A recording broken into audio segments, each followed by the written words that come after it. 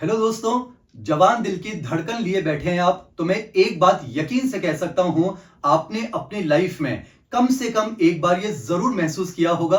और अगर आपने अभी तक ये महसूस नहीं भी किया है तो आपने अपने फ्रेंड सर्कल में कम से कम एक बार तो ये जरूर सुना होगा।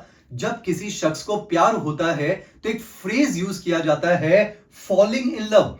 आपने सुना होगा कि जब हमारे किसी दोस्त को प्यार होता है, हम अक्सर कहते हैं भाई वो तो उस लड़की के प्यार में गिर गया है। हम कभी ये नहीं कहते हैं कि भाई वो उस लड़की के प्यार में उठ गया है। तो क्या आपने कभी सोचा है दोस्तों, ऐसा क्यों कहा जाता है फॉलिंग इन लव?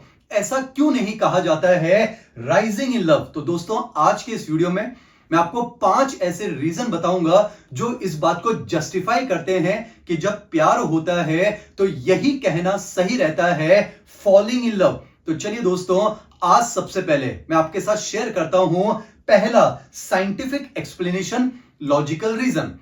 दोस्तों, आपने सुना होगा, जब तक किसी शख्स को प्यार नहीं होता है वो अपने दिमाग से सोचता है, अपने ब्रेन से सोचता है। पर जैसे ही दोस्तों, चाहे वो लड़का हो चाहे लड़की हो, जैसे ही उस शख्स को प्यार हो जाता है, इमोशंस का तड़का लगने लग जाता है और वही दिमाग से सोचने वाला शख्स अब अपने दिल से सोचने लग जाता है। तो आपने एक चीज ऑब्जर्व की दोस्तों, जब तक प्यार नहीं था दिमाग से सोचा करता था, यानी कि बॉडी के टॉप मोस्ट पार्ट से। पर जैसे ही उसी शख्स को प्यार हुआ वो दिल से सोचने लगा है, यानी somewhere from the middle of thoracic cavity. तो आपने देखा दोस्तों, जब तक प्यार नहीं था दिमाग से सोचता है, जैसे ही प्यार हो गया है वो दिल से सोचने लगा है, यानी कि वो इंसान अब प्यार में गिर गया है।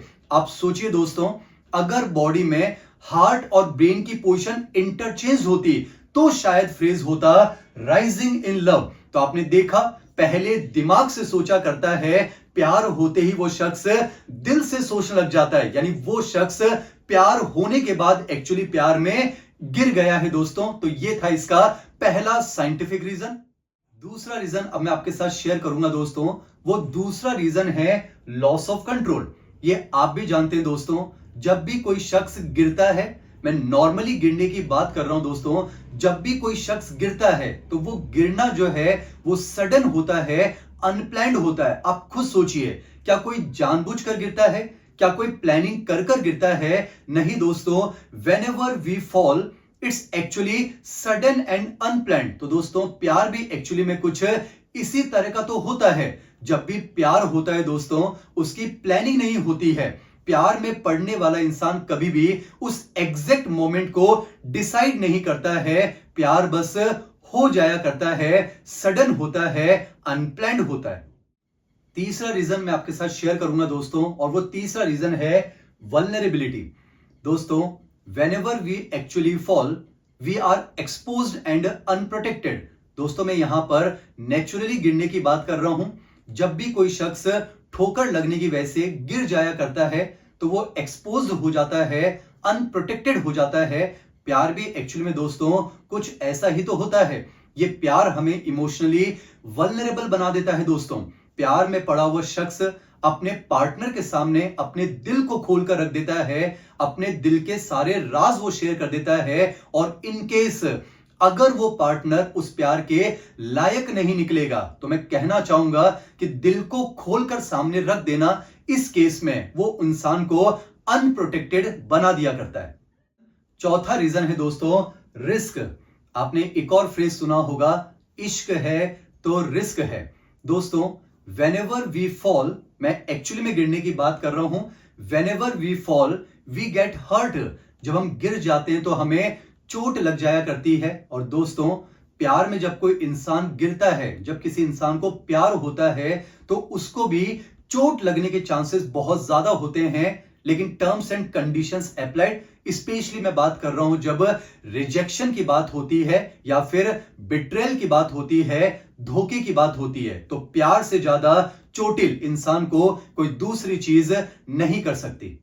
और दोस्तों, लास्ट रीजन है इस फ्रेज को साबित करने के लिए, वो है इमोशनल ड्रॉप। दोस्तों, व्हेनेवर वी फॉल, मैं फिर से एक्चुअली में गिरने की बात कर रहा हूं दोस्तों, whenever we fall our guard falls, our defence weaken. दोस्तों जब भी हम गिर जाते हैं हमारा जो डिफेंस सिस्टम होता है वो वीक हो जाता है। और प्यार भी दोस्तों एक्चुअली में कुछ इसी तरह से तो काम करता है। जब कोई इंसान प्यार में होता है वो इमोशनली वीक हो जाता है और सामने वाला इंसान अगर उस प्यार के लायक नहीं है तो कभी कभी वो आपकी उस इमोशनल वीकनेस को आपके लैक ऑफ सेल्फ रेस्पेक्ट के बराबर समझ लेता है। यानी कि कहीं ना कहीं आप इमोशनली वीक हो जाते हैं तो आपका जो डिफेंस सिस्टम है इस समय वो काफी कमजोर हो जाया करता है।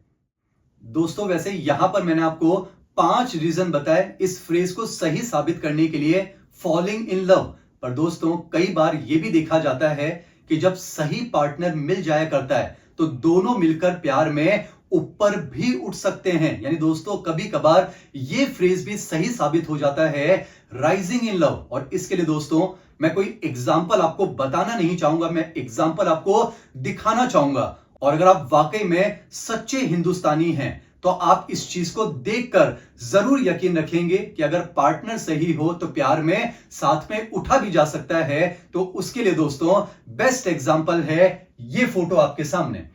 और अगर आप इस फोटो को पहचान पा रहे हैं तो कमेंट सेक्शन में आप मुझे जल्दी से इस मूवी का नाम बताएंगे और हो सके तो आप मुझे कैरेक्टर के नाम बताएंगे। तो दोस्तों प्यार में गिर भी सकते हैं पर प्यार में उठा भी जा सकता है।